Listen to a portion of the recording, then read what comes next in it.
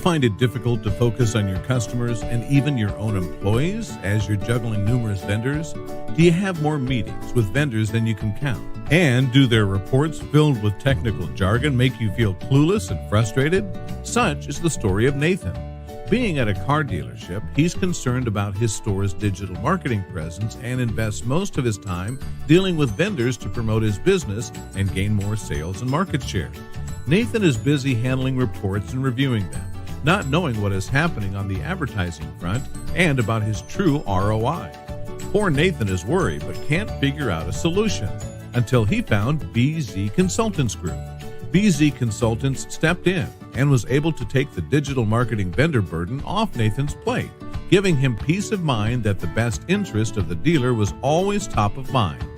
Being an unbiased third party, BZ Consultants always made sure to relay the reports in easy, relatable, and actionable ways so that Nathan could best utilize the data. Now, Nathan can focus on what he really wanted, the customer experience and growth. By being your digital marketing business partner, BZ Consultants Group will remove the hassle trying to hold your vendors accountable and increase your productivity with the time you will now have armed with true data. Together, we make it possible because your success is our goal.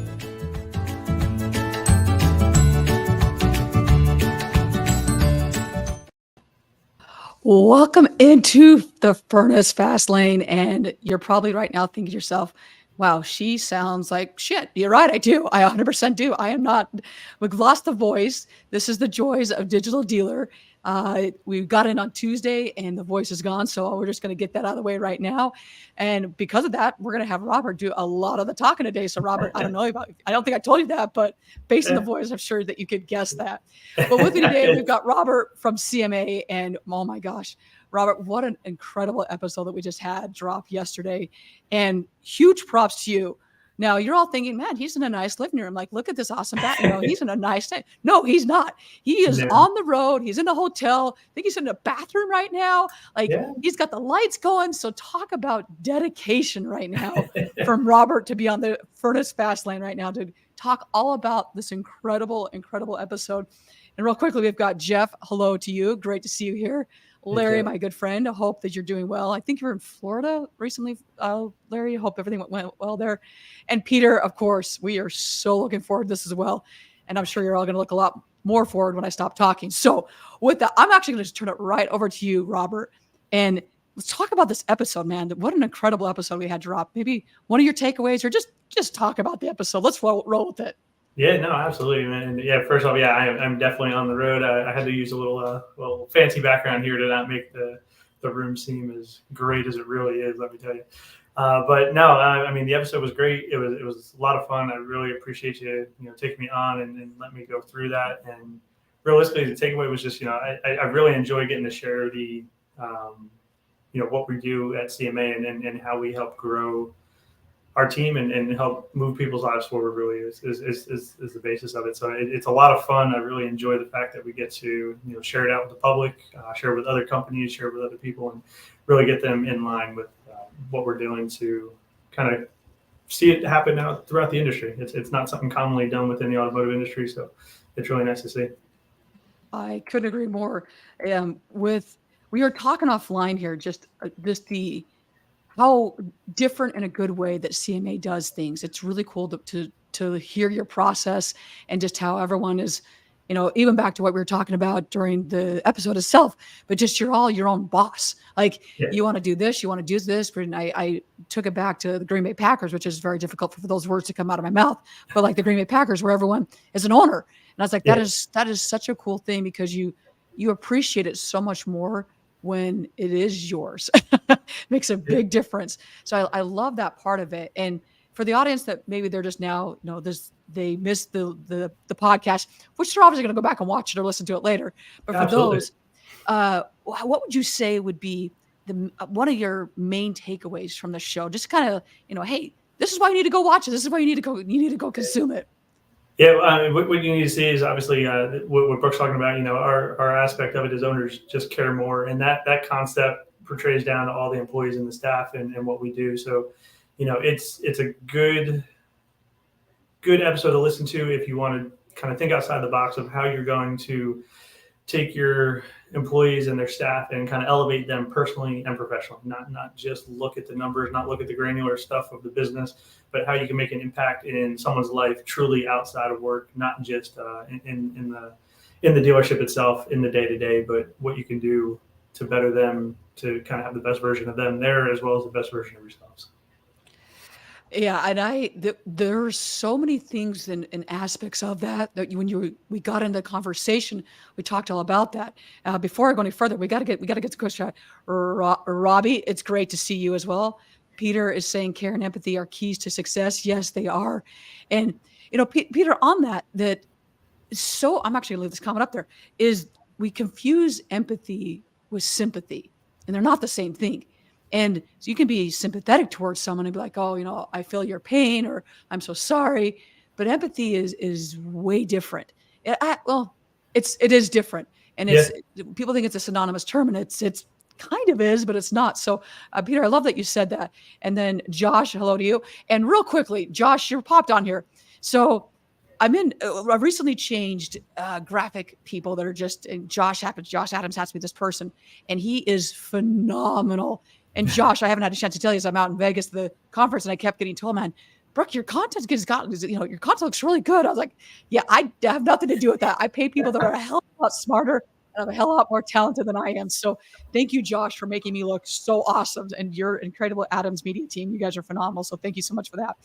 But going back to this a little bit, is I also love the fact that CMA takes such an interest in nurturing and fostering growth inside your company. So whether that's we're going to empower people, whether that's, hey, we talked about the living on $3 a week type of situation. Mm-hmm. We talked about, hey, you need better finances, or you need to be, you yourself went on to talk about like how much weight you lost, like all these different things. And you just don't hear about that a whole lot. So that was a huge, huge takeaway for me. I love that part. I absolutely love that part. Yeah, no, it was, so myself, when I came down here, I actually got, so again, for those that haven't seen the episode, or if you have, so at our location specifically, our executive manager, president, Scott Simons, does a mentorship program that a lot of us have taken the time through. They do it just to the staff at the location there. We've actually had a couple team members from other markets come in and actually partake in it as well, but it's primarily the Stanton location. And they'll go through, and it's so basic, and it's just the stuff that you kind of need to get from mom and dad sometimes. It was that small and simple. And it was that, do you check your credit score? Do you check your bank account? If you want to be the best version of yourself, you have to have a healthy version of yourself. So are you healthy? Are you actually taking care of yourself? Because if you're not, that kind of shows a sign that you're not really able to dedicate yourself to something if you can't even control yourself. And that was kind of the short of it. I'm not saying that's perfect for everybody, and there's different means of what healthy looks like to everybody. But for me, that was really different. And I'll show the pictures with you off right here, Brooke. And if you go on my social, you can see the difference in that year. But I ended up ballooning up to about 237 pounds. I looked at myself. I didn't think anything crazy of it. And through the mentorship program, ended up putting myself in a position where I was challenged in 6 months to drop 40 pounds, and took the engagement of that so serious that I ended up doing it in 90 days and dropped 40 pounds in 90 days, got into the threshold where I'm at, and then, just continued that lifestyle of taking care of myself. And, not even anything crazy. I didn't go on this, crazy diet. I didn't go on this crazy workout spree. I started walking, being active, and just not eating as much and drinking bad things as I was before. And it fell off on its own. I'm not saying there was no magic cure or pill to it. I just did the right things of exchanging one thing for another that was better and maybe healthier. But it's pretty wild. And it's just, that care is not something you see, let alone in businesses, but in the automotive industry in general. Usually it's a top-down hierarchy, and the closer you are to the top, the more stuff that can get pushed down to the bottom from you. And in this case, again, we have positions and titles, but we're all owners in the company. We're all able to take care of a customer. And in that position specifically, when we do those mentorship programs, all titles are checked at the door, and we're just a room full of people. So it didn't matter that he was the executive manager and president of our company and the owner of those 5 stores. He's Scott, and I'm Rob, and other staff members that I may have had that were beneath me were partners next to me and accountability people next to me, not people that were coming in and actually, I'm your boss, so you're going to do this. It was hold each other accountable. And, sometimes the groups might start 12, 15, 20 people and narrow down to about 10 or 12 at the end of it. But it kind of weeded out the people that took it serious and wanted to make a change and difference in themselves and who did and who didn't. So it was a lot of fun. It was definitely different, and they continue to keep doing it now. We've had a few people that have actually gone through the program multiple times, and I think we've discussed ourselves. A couple of us are going to probably jump back in just to kind of rehash it and go back through it again, just to see kind of if we can take something different away from it this time than we did the first time. I love that. But bringing up Peter's comment real quickly, because as you're going through all this and talking about I'll say a C-suite, the ownership, the founders that actually care. And with Peter's comment, it says empathy is understanding the needs of others. And that is so true, because as we also talked about, like you were saying, hey, I wasn't financially, you're like, I'm good. There's it's not something I don't struggle with that, where others may struggle with that, and understanding that, hey, maybe we need to do something more because if our people are happy and if we invest in our people, and not just monetarily, because that's, that doesn't speak to everybody, as we all know, but really going into that, and to Peter's point, is like, they understand that we need to make sure that those humans that are making money for us, we need to make sure we're taking care of them. So I love that. The other thing to piggyback onto that is we talked about was with employee growth, and how sometimes that employee growth may lead to an employee exiting the company. And I always like to pick people's brains on this to see, okay, where do you sit on the fence on this one? What side are you on? No, you just can't leave? Because anybody watching this point, and you probably had that owner, that GM, whatever it is, that sometime a manager that has just said, yeah, bullshit, you're not leaving. What are you thinking? There's no way you're leaving. Yeah. So, I loved your spin on this, because that's how I'm not, just because it reverberates with me, and I don't want to be an echo chamber, because, that's not healthy. But I don't we want to talk about this a little bit, where, we just got into, sometimes it does. And sometimes the grass isn't always green on the other side, but I don't want to talk about that a little bit. Yeah. I mean, part of what we got into on that was, an area I struggled with all the time was I always cared for people, and I always want to give people the benefit of the doubt and the chance and the opportunities. And what I tend to forget a lot, and I think what came up in the conversation, was sometimes that process of me actually hurts the larger group of people. So, sometimes moving lives forward or doing things means that person may not be a fit for the company, may not be a fit for our department, and ultimately makes a negative impact on the rest of the team and the group. So, identifying some of those issues and trying to change them or facilitating them, or ultimately making that decision to move people on is definitely a part of business and what we have to do. And really, it's fair to the person and the people around you, not only for the people that are struggling with that, but if you keep a person who's having a constant issue or a problem in a position that they're not meant for, what good is that really for them ultimately? And how does that negatively impact the not only the employment, but for themselves, the customers, the other employees that they're interacting with, and stuff like that. It kind of breeds a negative reaction to what's going on. So I think taking that time to realize it's not so much a personal aspect, not even so much a business aspect, but just really identifying, like, this just may not be what you're meant for, and it may not be here. You may be able to thrive and do it at another location based on something that's going on, or even another store within CMA.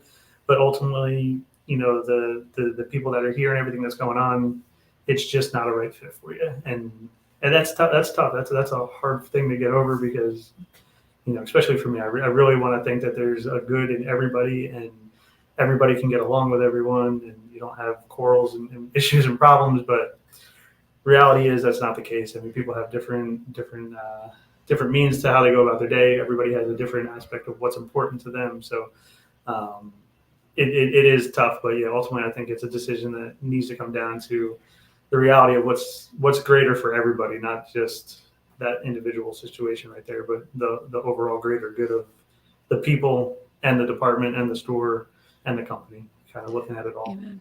So I so agree. And there's times when it's, hey, this employee is not a good fit. Maybe I can't remember if we talked about this or not. I've done a few shows on this one, but that in particular of we may have them in sales because man, they could just sell anything. Well, that's great, but is that really what they love to do? Is that their passion? Is that where they best suited? Maybe it'd be better for them to put them in a finance position, or maybe they're better off in fixed ops. Maybe it's, but you've got to take the time to really invest in your people and understand, hey, is this the best spot for you? And then you just have, sometimes you have an individual that's just not a good fit at all. And what do you do then? Because it takes that one, the worst thing you can do for a good employee is tolerate the bad behavior of a bad one. And so what are you doing then? Are you just, oh, well, they sell 40 cars a month. So they bring in more GP than anybody else. Well, but at what cost? That is a massive, massive cost to your entire business. It doesn't matter if it's in automotive or whatever, but the minute that is a leader and a manager that you tolerate that. And then, because usually what happens on the flip side is those employees that are just working their butt off for you is that they're like, oh, well, I can just give you more. But no. But we see that so often happen. And Peter's saying many sides of employees leaving. Sometimes it's necessary. Sometimes it's personal to the employee. And other times it's just a mistake being made by the individual overseeing them. And Peter, I go back to Fleming Ford and I were having a conversation. I can't remember when the episode was, a while ago, though. We go, anytime that there's an employee leaving or there's an employee being fired or an employee chooses to leave, go back and look at your onboarding process, your hiring process. Did you really do your due diligence? You're just like, hey, you know what? You came from 17 other stores. Oh, wait, no, it was 70 other stores. And we're just going to throw you in front of a computer and figure it out. Like, that's Thank you for grading today. You fit the bill. Let me put you in the spot. Yeah. We had a good motto. One of the other stores I worked at, we took it real serious on turnover because the store we took over had a high turnover. And this was previous to CMA. And, when we sat down and we had discussions when we were kind of going through probably reevaluating and rehiring the staff in essence, a lot of the determination fell back on us exactly like that. We looked at ourselves and said, ultimately, it's if I didn't train you, if I didn't do everything right, and you're leaving here with less knowledge than you should have, that's 100% on me. But if we've done everything, we've supplied you everything, we've given you everything, and you still are having trouble, at that point, that was the part where it was on you. So it comes down to that. How many times do you truly vet people? And even a step back, I wanted to talk about what you were saying before. You look at a bad employee, let's say, and you look at their KPIs and you move them on because it's not a good fit. But it seems like it's so much harder, like you were saying, tolerate when that person's a KPI generator. And so, like you said, you got a salesperson selling 40 cars with the highest GP in the showroom, but yet he's an absolute culture nightmare and doesn't bring anything to the table that's positive and everything is negative. Regardless of how much of that dollar is good, is that really breeding a positive work environment and a healthy work environment for everybody? Or is that actually generating more negativity and you're just tolerating it because you're seeing the dollar? And I think that's where you really kind of lose some of those bases and those contents of it. And you have to be very open-minded to the fact that it could hurt sometimes. It's not always the less producing person that's getting a position where they need to be moved or let go. Sometimes it needs to be the one you least expect at times, or most people at least expect to be let go, that gets evaluated just because of behavior itself. Yeah, it's so true and you see it happen all the time. And unfortunately, I'll even take it into like NFL or, if you are a certain player that just scores touchdowns or you get more sacks or whatever, but once of those numbers are adding up like crazy and you get yourself in trouble. You can get yourself in trouble a lot when you have those credentials behind you versus someone that can do a fraction of what this, another player has done, but they're not producing. So, or they don't produce the extent. And it's like every time I hear about someone being traded, or it's like, or the off the field antics, and I go, well, let's see, what are their stats for this year? Oh, that's right. Yeah. So they're going to stay in the league. No, but someone else does that. And they're like, we're going to kick you out of the league. I was like, seriously, what are we doing right now? What the hell? Yeah. And Peter's saying, and Peter, I know we've talked about this, but I do want to just touch on this as well, because you brought it up here. And this is why exit interviews are critical to growth. They are, if they're taken seriously, because we've also, I'm guessing everyone that's watching right now or listening to this live or on demand later has been in that where you're like, yeah, exit interview. So are you actually going to listen to me, or are you just checking a box, or do you even do them? So there's so many aspects of that very first survey that's done, whether it's exit survey or we're and please hire a third party to do your surveys, please. That's a whole other story. But that first survey that comes in that is talking about the business, the culture, whatever it may be, your employees will 110% be paying attention to say, so are they actually going to change anything, or is everything just going to stay the same? And you're just doing this because you're told you have to. Or on the flip side is being able to trust that your answers are going to be kept in secrecy and be anonymous, because, well, I'm sure a lot of us as well have been down that end where you do it and you're like, wait, so now we're having an entire company-wide meeting and we're having policy changes about stuff that we put with and then you're like, well, obviously I'm being punished for speaking my mind. So why they are very, very important, I think the more important thing would be is to follow through with it and understand that you're making sure the trust level is there. And we've got Russell coming in here saying, this is my buddy, Robert. You are awesome. Yes, he Mr. is. Hill, how are you, sir? Well, thanks, Russell. Russell, I got a little concerned there that I wasn't going to be lumped into that, but I was like, hey, I'm in with Robert. So you did say it was the Robert show today when you started. And Robert, of course, has got his let's go and grow. And boom, I love this. And by the way, Russell, it was great seeing you. I hope he made it home safely from good old Vegas. It was always wonderful seeing you. And he's saying, I'm making up for being a few minutes late. Well, thank you. Super, super appreciate that. Jordan Cox is not on right now. So last week we blamed him for people being late. So Jordan, when you watch this, you're being blamed again. And now anytime anybody's late, it's Jordan Cox's fault. He doesn't know that yet, but when he watches this, he will. That's good. So the other thing we talked comments about later. Oh, what was that? I said I'll look for the comments later from Oh man, it's I think it was Kelly Wilson that called him out last time. She's like, it's all Jordan's fault. I was like, all right, Jordan, moving forward, anytime someone's late, it is your fault. Part of that training and growth as well, as like we talked about, it's not just, hey, make sure we're constantly investing in our people, whether that's in so many different ways, but especially on that training aspect. We just got back from Digital Dealer. Obviously, there are so many conferences. I think SEMA's next week. I think so. Isn't SEMA next week?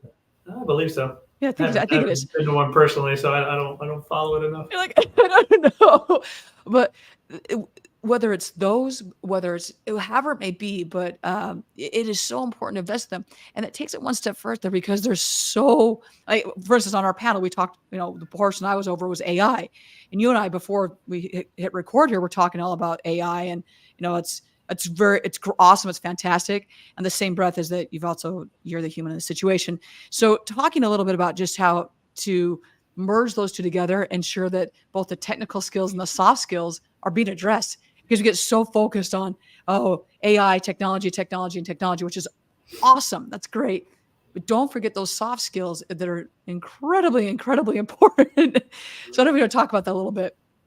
Yeah, no, definitely. We were actually so we do a service manager meeting weekly here in our Stanton location, and it's funny. We just had our service director meeting for the whole auto group for the 23 stores, and the biggest part that kept coming back to us in our meeting was just that, like, we got some things going, and we had to bring a big idea to the table of what we've implemented and what it's going to bring to the table for the other stores that they can learn from. And we're like, wait a minute, like, really, we need to get back to the basics. Like that is where we really need to be. It really kind of tied into that.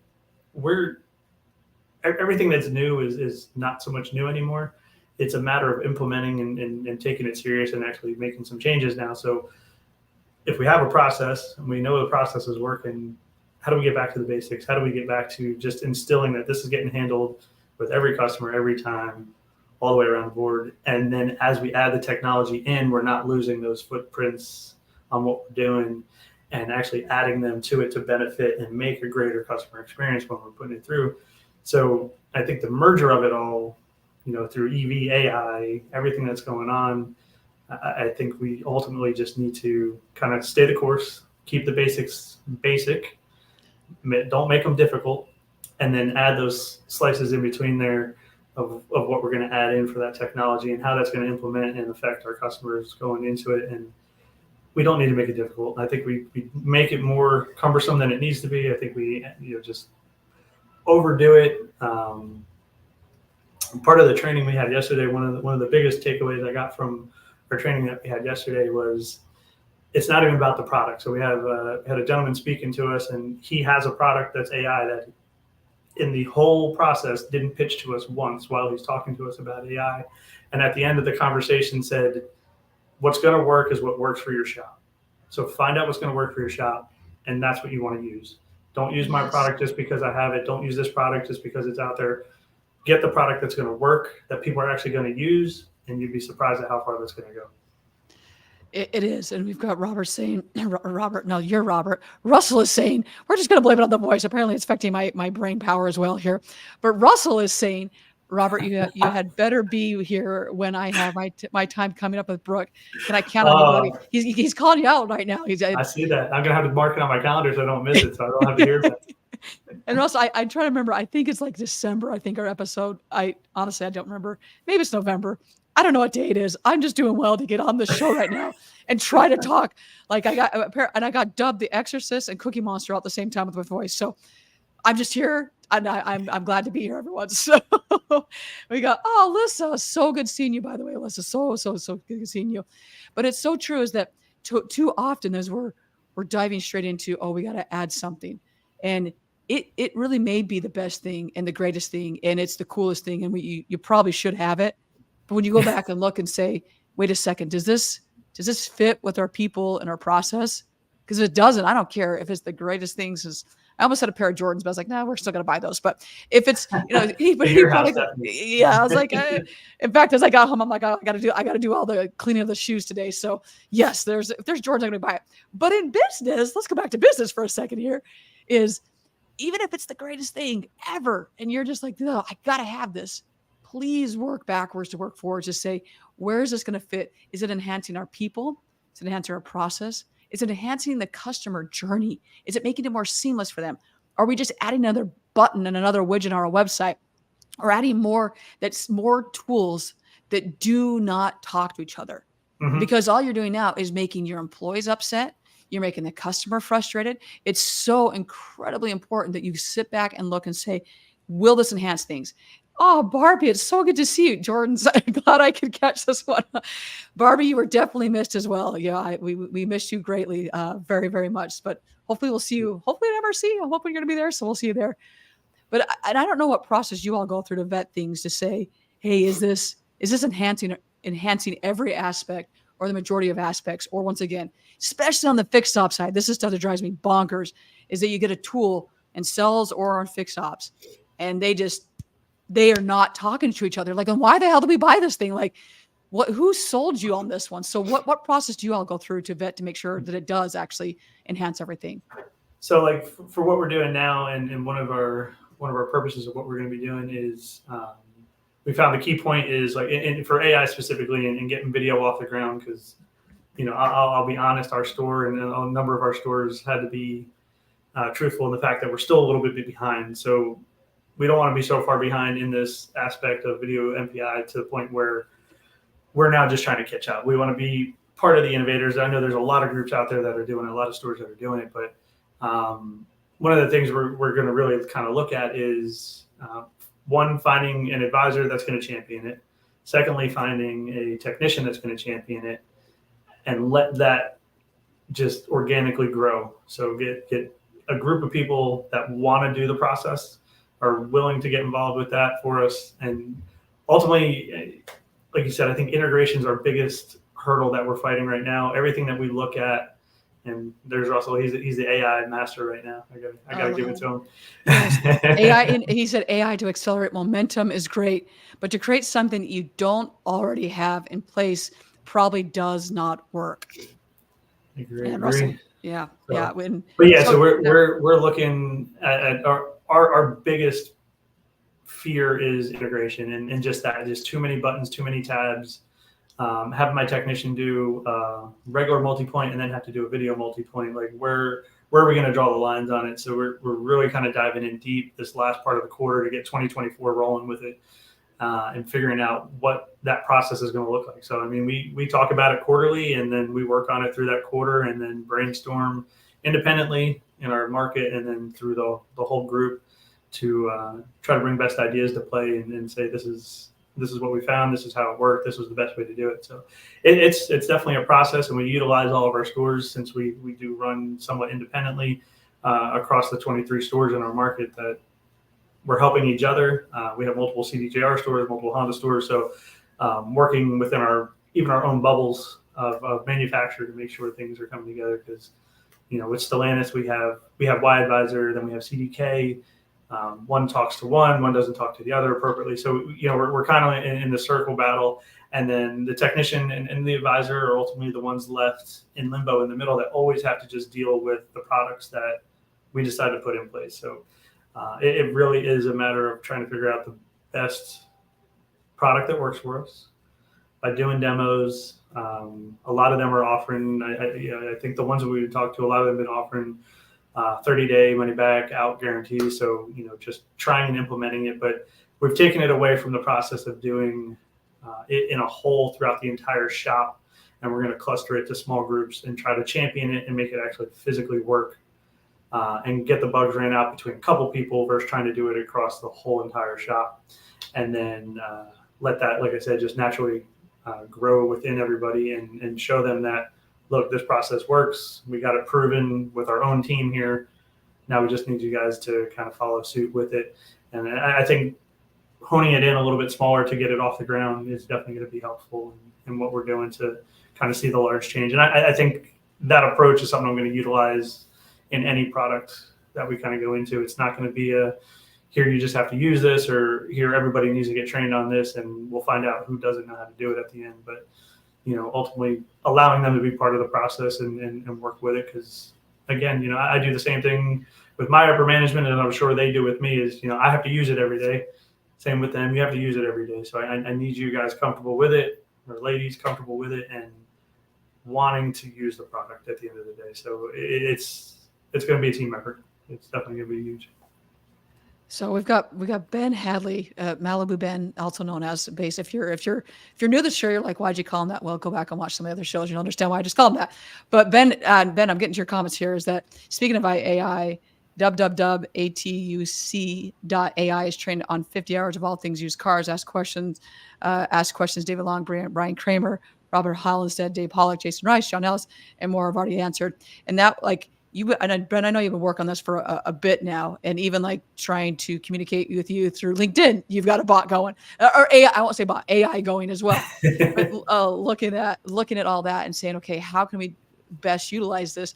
And some of the things that Ben, I'm going to go back up to your comments here, Ben, real quickly. He's saying say no to VDP vomit. I saw that. I was like trying to keep a straight face, man. I was like, oh my God, like, yeah, let's just and I don't know which way you're trying to take this, whether we're putting a lot of shit on it, whether it's even from an analytics standpoint, how are you analyzing it? Oh, we just want more VDP views. Well, that's not really what you want.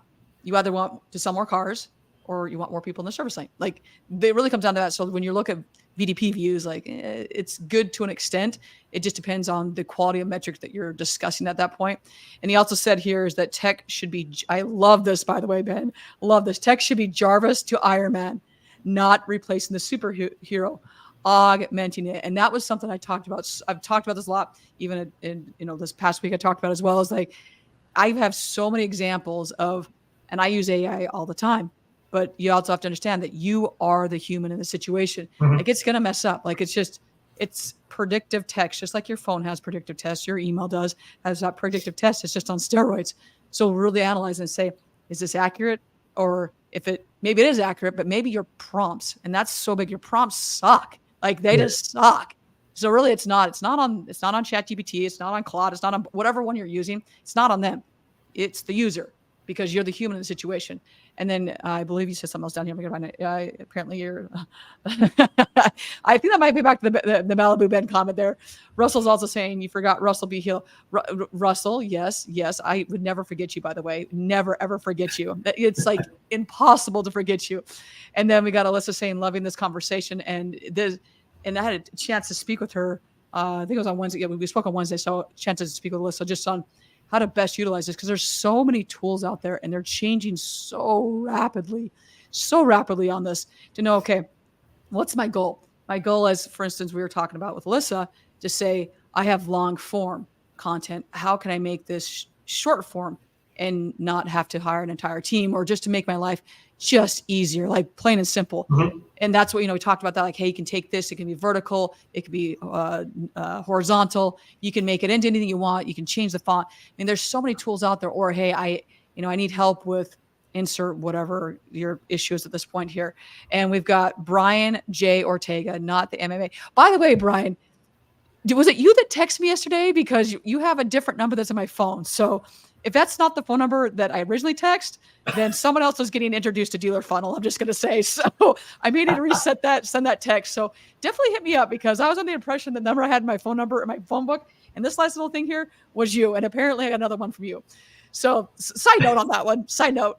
We've also got Ben saying is that also benhadley.com AI, if you want to talk to my robot, trained on 4 million characters in my messages post, and holy shnikes, that's in depth. And that's something too, is like, Ben, I need to talk to you about this, and I also need to respond back to your LinkedIn message. I just haven't had a moment here, but is taking all my content as well and saying, okay, you've got all this content, like, what are you doing with it? Like, it's great that you're chopping it up, or it's great, it looks pretty. Shout out Josh Adams on that one, because it looks awesome. But taking that and saying, okay, now what? Now what are you going to do with it? There's so much more you can do with it. And that's exactly what Ben is doing with his. And Russell, this is for you, heart for you. I love you as well. Russell had a great session on AI. I was unable to attend it, but I heard it was pretty awesome. We got Jeff, thumbs up to you as well. And then Peter saying here, we need to assess all employees as to their whys, then pivot to lift them to that if possible. We need to assist in career path development. And Peter, that is 100% true. Like, if you don't know, and I know, once again, if you're new to this, you're like, oh, that sounds really brilliant. Well, I probably took it from somebody else. No, I probably didn't, but I probably did a little bit. But we've done on this, trying to figure out your employees' why. Like, we had Damon Burdor on, and he goes, are you trying to figure out your customers' why? Because as a management, yes, figure out your employees' why, but you also need to know, why is this person deciding to bring their car in for service? Why is this person going to shop with us? Why is this person going to buy from us? Why are they going to come back? And it's because we took the time to understand them. And then Ben also is saying here is that Alyssa, Opus Pro, that Opus is a great one. I've had some, I still, like, once again, I only use it for a part of it, because I still want to put my touch on it, like whether I'm using Munch or Video or whatever. Ben, I don't think so. I don't think that you're done. I'm going to call bullshit on that one, buddy. Keep it coming, Ben. Keep it coming. And you're more than welcome to it. So, I mean, those are just some of the things of making sure that you're, like I said, you're still using the human touch to everything. Otherwise, as great as it is, you're just putting another tool into someone's tool belt that might not work, or it's going to fall flat on its face. And with you all, where you have different locations, I mean, I definitely have stores and groups of stores where product A does awesome there. Absolutely phenomenal. But they also knew what they wanted. They trained their people on it. They continue to train their people on it. Then I have other stores in the same group. They're like, yeah, no, that's never going to work here. Yeah. So then why did you buy it? Like, just get rid of it, man. Just not even worth having it. That's so as great as those are. And I don't know if you guys run into that at all. We do. I mean, and I always pitch that anytime we put any product in, like my staff or anybody, well, what's it going to do? I said, it's going to do whatever we allow it to do. At the end of the day, if we don't use it, it's not going to do a damn thing for us. If you actually use the product, guess what? It's probably going to be pretty helpful. But funny how that works. It's all a matter of what you put in is what you get out. And if you don't put anything into it, and nobody's bought into it, and nobody's going to use it, and nobody's processing it, and just that, why are you using it? I should say I get questioned at our store specifically. Like, I'm using it a little loosely right now. Yeah. I get questioned pretty aggressively from Liza, our president, on the fact that we spend an extra $1,200 a month to have the CDK integration for our multi-point over what comes from the manufacturer.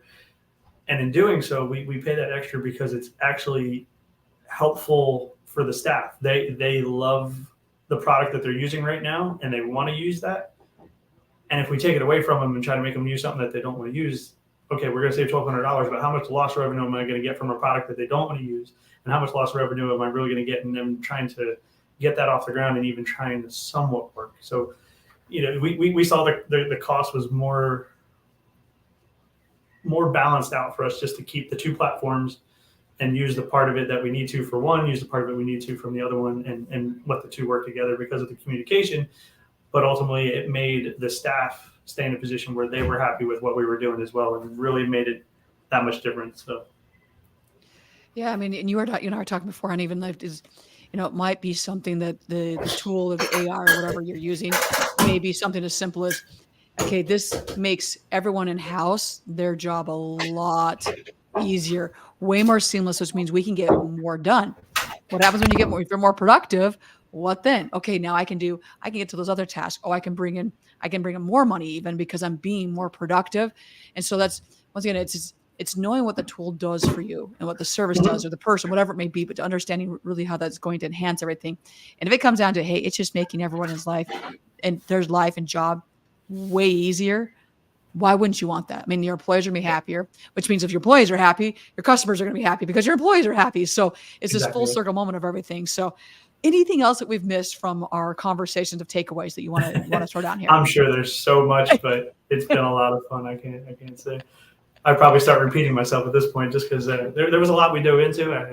I really appreciated the time. I appreciate always getting to speak and talk about what this industry's done for me, talk about what this company's done for me and what it's doing for its employees. And at the end of the day, it's automotive, and I love what we do and happy to be here. That's all. Amen.